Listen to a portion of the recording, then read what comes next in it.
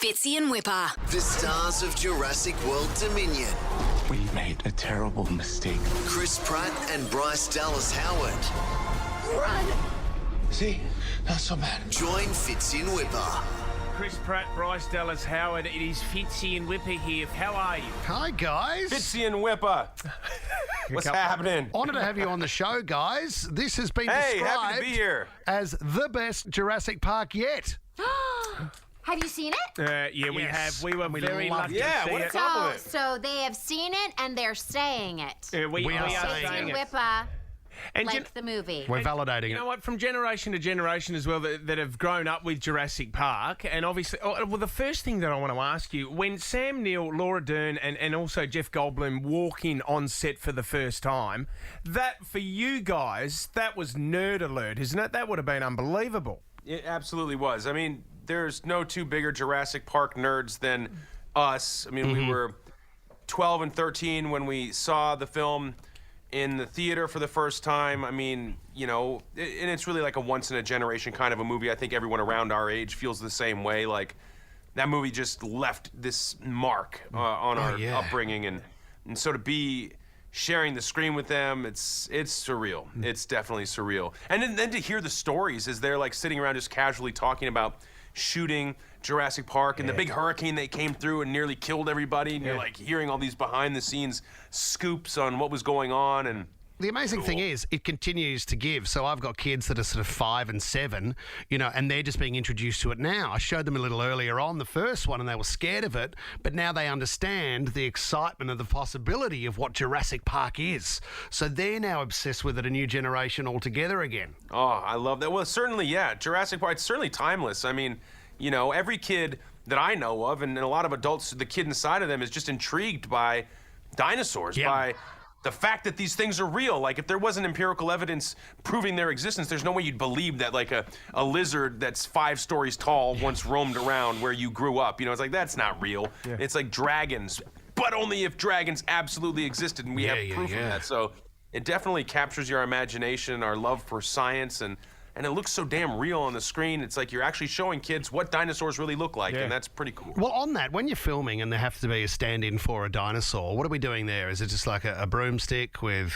Honestly, it's not a broomstick. It's an animatronic. Animatronic, and in this movie, more than any other Jurassic film. John Nolan Animatronics did an amazing company that creates these puppets that are like, wow, super expensive, really beautiful, incredibly intricate, complex, you know, being operated by a whole team of people. Wow. This thing is like essentially giving you a performance. So when you're acting opposite this animatronic, it's really like working with an actor. In the first Jurassic World, we only had one animatronic, and it was the dying Apatosaurus. Yes. And I remember on that day so vividly. I mean, it gave us so much to be working with that animatronic. It alters what you've come prepared to do. Yeah. Right. And I think that's when the magic happens. When you're not doing what you plan to do, but rather reacting to something and living and creating this magic, this organic performance, that's what it does. And that's really special. Hey, Chris, just And the before... guy who created that puppet created Baby Yoda, but whatever. Is that right? Baby Yoda, he's Dropping so cute. Baby Yoda.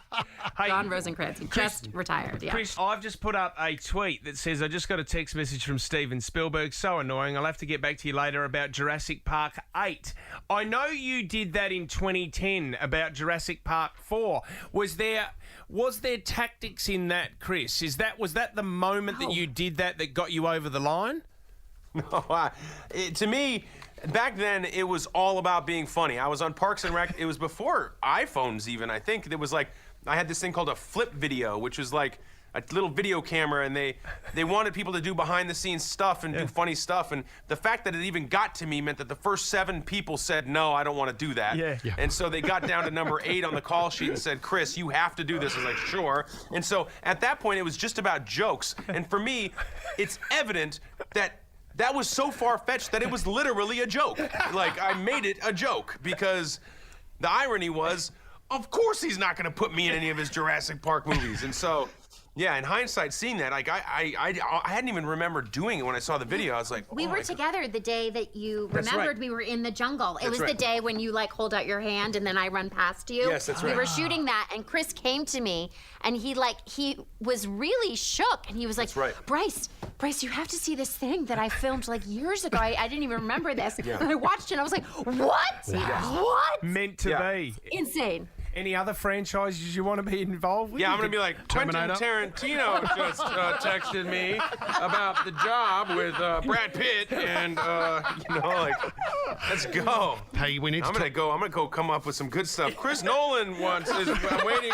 He's waiting for me to call him back. I just can't. I lost his number. Dennis Villeneuve wants me in June. This is awesome. Yeah, Hey, exactly. a friend of our show here is Sam Neill. Now, we touched on him earlier on, but I love the idea. And whenever he comes on our show, as a gift, he sends some wine from New Zealand. 2 Paddocks is his brand. 2 Paddocks. Has he invited you to the farm, or has he sent you wine, or has he gifted you anything yet? We drank a lot of 2 Paddocks wine in quarantine. I'm not Great. gonna lie. Great. Yep, we probably did Too much. 300 Paddocks. So I've been to Sam's farm. I've been to Sam's farm, but it was before I met him. Yes. And this is how much of a fan of Jurassic Park I am. I was in New Zealand. Yeah. This was years ago, and I heard that someone was like, yeah, that's Sam Neill's farm.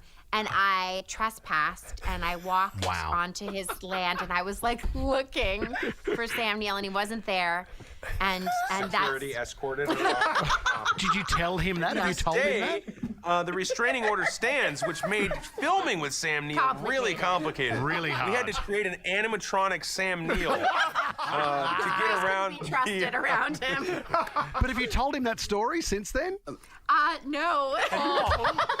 Wow. I told him that I drove past his place once. That is- Literally trespassed. I literally trespassed. You're a criminal. He's a very good-looking man. Oh, Sam. yeah. I think there's a lot of women that try to get into that winery somehow to see if Sam I Neill's understand. Yeah, he's got one of those 10,000 volt fences from Jurassic Park around 2 Paddocks just to keep the ladies away. For the I women.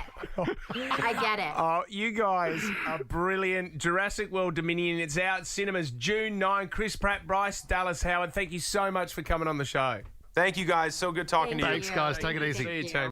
Fitzy and Wippa.